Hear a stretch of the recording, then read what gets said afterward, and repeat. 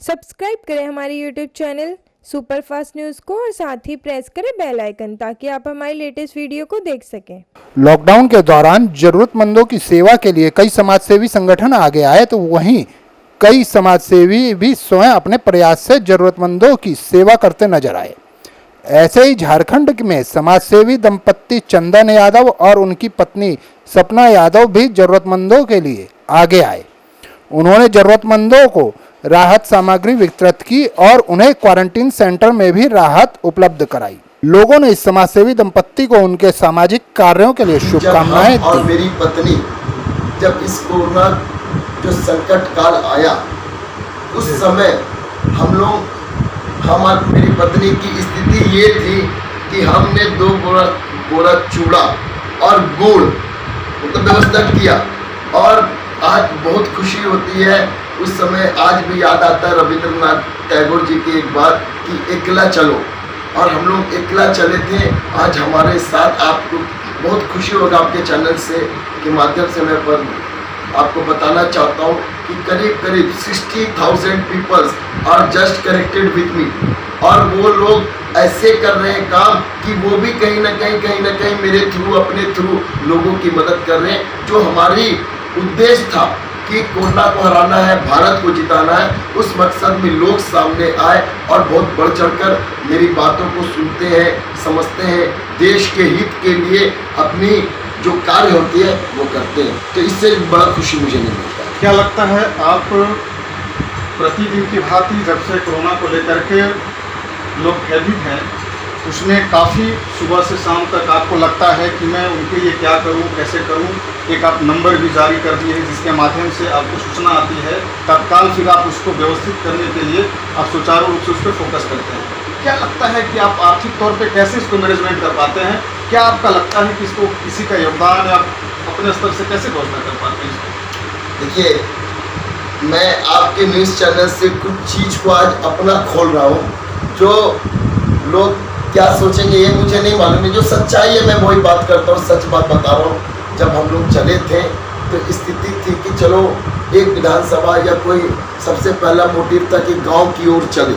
हमने गांव की ओर गया और 1 मूड़ी 2 मूड़ी बोरा 2 बोरा चूड़ा गुड़ लेके व्यवस्थित ढंग से लोगों के बीच गया।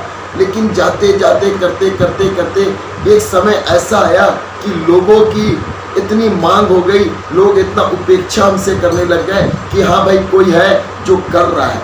और ऐसी स्थिति में एक समय हमारे और हमारी वाइफ के बीच में ऐसा भी आया ठीक कोरोना काल के 10, 15, 20 दिन के बाद कि हमारे पास पैसा नहीं था। मैं सच्चाई बता रहा हूँ कि मेरे पास पैसा नहीं था। हमने अपनी वाइफ को बोला कि इतना फ़ोन आता है, पैसा नहीं है, अब हम क्या करें?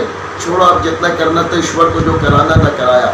तो उस समय मेरी वाइफ ने मुझे एक हौसला दिया कि आप चिंता मत करिए, ये जेवर मेरा क्या काम का जो देश की सेवा अपना कर सके। तो इसके लिए सबसे ज़्यादा अगर किसी को हम सैल्यूट करते हैं तो हम अपनी पत्नी को करते हैं, जिन्होंने मुझे करीब अपना पूरा जेवर 13 लाख में गिरवी करके आज तक मुझे सपोर्ट किया है। और इसके लिए मैं उनको कहता, अगर विधायक चाह ले कि उसका क्षेत्र में वाकई में खाने की, मेडिसिन की, स्वास्थ्य और शिक्षा तो दूर, लेकिन इस कोरोना महामारी में जो सबसे बड़ी भूख जो लोगों के बीच आई, अगर विधायक चाह लेता, यहाँ के डिपार्टमेंटल के लोग चाह लेते तो ऐसी स्थिति नहीं होती। आज कोरोना काल में कुछ यहाँ छूट मिली है, लेकिन आज भी अब स्थिति देखिए कि लोग कढ़ाई में पुआल डाल के उबाल के और उसमें आटा सान के खा रहे हैं। तो इट्स नॉट गुड। सरकार की तरफ से जो लोग बोलते हैं हम गरीब रेखा तक जा रहे हैं, नीचे के लोगों तक जाते हैं, लेकिन आप जमीनी स्तर पर जाइएगा तो उसका चित्र, मानचित्र सरकार के कथनी और करने पे अंतर आता है। क्या भारत सरकार या स्टेट गवर्नमेंट को क्या गाइडलाइंस अपने स्तर से आप देंगे? आप क्या ऐसा सपोर्ट आपको मिले जिसके लिए कि आप इस कार्य को और आप बेहतर से बेहतर कर सकें? क्या आपका योगदान? एक मोटिव सपोर्ट इंसान को क्या चाहिए? हमारा मकसद क्या है कि कोरोना को हराना। भारत सरकार का मकसद क्या है? कोरोना को हराना। राज्य सरकार की मकसद क्या होती है कि कोरोना को हराना। कोरोना हमारे क्षेत्र में ना फैले, ये मकसद है। तो ये मकसद कब होगा? लोग को आप क्यों नहीं जागरूक कर रहे हैं? लोगों के बीच में अब सरकारी तंत्र के लोग उनको ऐसा बिहेव करते हैं, लगता है कि एक राजा और प्रजा की जो भेदभाव होती है उस तरह के सरकार के लोग आपके भेदभाव करते हैं लोगों के जमीनी स्तर पर। तो कहाँ से होगा? आप लोग को जागरूक नहीं किए। आप लोग को आज भी मैं जमशेदपुर में नहीं बहुत सारे जगह पे जाता हूँ, लोग मास्क नहीं पहनते। What is the main reason? What is your motive? आप कम से कम आपके प्रशासनिक लोग हाथ जोड़ के अगर बोलेंगे भैया आप मास्क पहन लो, मास्क रखेंगे, सरकार मास्क उपलब्ध हर जगह पे करवाए, हर चौकी पे करवाए, हर नाका पे करवाए, लोग उनको देंगे तो आज नहीं तो कल ये जरूरी है। जो संख्या होगी कोरोना को हराने के लिए, और जो समर्थ लोग हैं उसको देख के अपना आप भी कहीं ना कहीं इनके साथ में रहें, और क्या लगा आपको? महिलाओं के बीच गए, कैसा दुख दर्द रहा, और काफ़ी समय आप लोग दोनों का मतलब योगदान रहा, उस पर क्या आपकी प्रतिक्रिया? पहले तो जब स्टार्टिंग लॉकडाउन हुआ, एक सप्ताह जैसे ही पार हुआ, यानी कि 26 मार्च से हम लोग निकले। 26 मार्च को ये पता चला कि लॉकडाउन और आगे बढ़ रही है।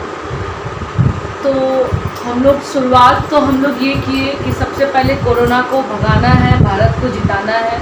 ये था कि लोगों को बीच जाना बस्ती में, क्योंकि मैं काफ़ी दिन से सोशल वर्क कर रही हूँ, अपने घर से ही गरीब को करना, तो ये मुझे पता था।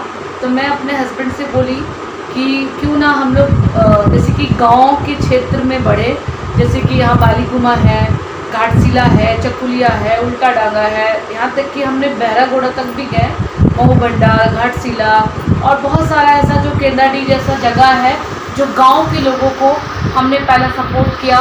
पहले तो उनकी भूख जो होती है वाकई में स्थिति, जो पत्ता बेचती थी, जो दतवन जंगल से तोड़ के लेके बेचती थी, हर गली में हर सड़क पे बैठ के वो लोग का पहले रोजगार गया, क्योंकि वो लोग रोज़ कमाते थे और रोज़ खाते थे।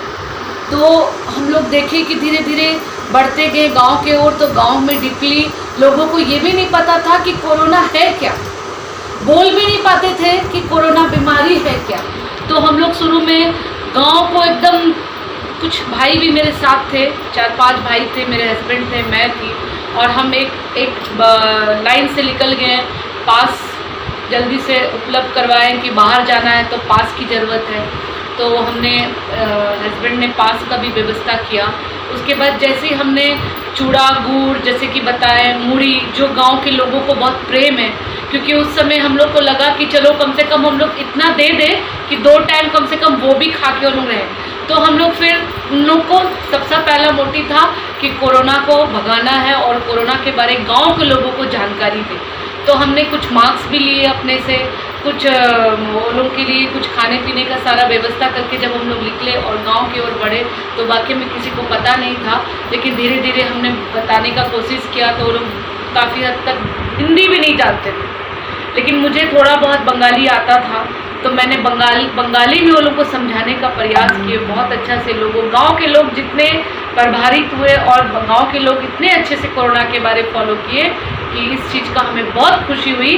तो फिर कुछ अंदर जैसे जैसे जाते रहे तो लोगों का परेशानी बढ़ते गया, सुनते गए, और जिसका लाल कार्ड है उसको राशन मिल रही है, जिसको लाल कार्ड नहीं है उसको राशन नहीं मिल। तो मेरा बोलने का मतलब है कि जिसको लाल राशन कार्ड है वही राशन उसे मिले, वो उनके घर पे खाना उपलब्ध हो, और बाकी लोग का क्या होगा।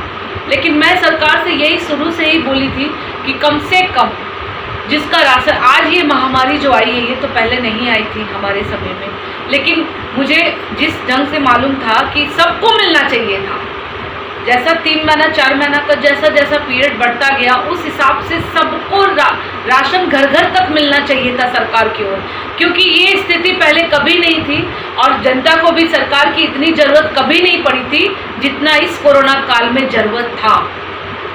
क्योंकि जैसे आप वोट मांगने का काम करते हैं गली गली, उस तरह से आपका हक था कि आप गली गली लोगों का भूख भी पता चलता, क्योंकि अभी किसी का काम धाम सब कुछ, पूरा देश पूरा दुनिया बंद है, और इस समय हमारे विधायक को तो पहले जाना चाहिए था, उसके बाद सरकार तक पहुंचनी चाहिए थी, बात पहुंचाया जा सकता था।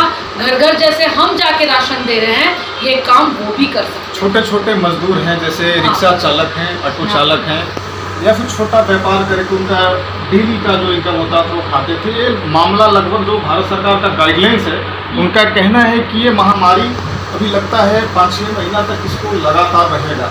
तो क्या लगता है कि अब जिस तरह से आप लोगों के बीच गए, हेल्प किए और 3 महीना के दरमियान अभी तक जो आप लगे हुए हैं, अभी यहाँ तक आप कह रहे हैं कि मैं अपनी गिरवी जेवर को गिरवी रख करके और अभी तक मैं उसका चला, वो भी स्थिति अब खत्म होने वाली है, तो आगे किस तरह से आप लेकर के चलेंगे? इसका क्वेश्चन के आंसर मैं अपनी पत्नी की तरफ से दे दूँ, वो भी इससे सहमत होगी। देखिए वो समय था कि हमारे साथ वो हमने गिरवी रख के, आज तो कम से कम हो गया कि करीब करीब 60,000 लोग, इट्स अ वेरी बिग लोगों की संख्या मैं बता रहा हूँ, 60,000 पीपल आज डायरेक्ट कनेक्टिविटी है। और अब हमें खुशी होता है कि भैया आप बोला काम करो तो वो करते हैं। मैंने ये जगाया है लोगों के बीच में। अब हमें ऐसे लोगों की मतलब कि हेल्प करने के लिए बहुत ज़्यादा कठिनाइयों का सामना नहीं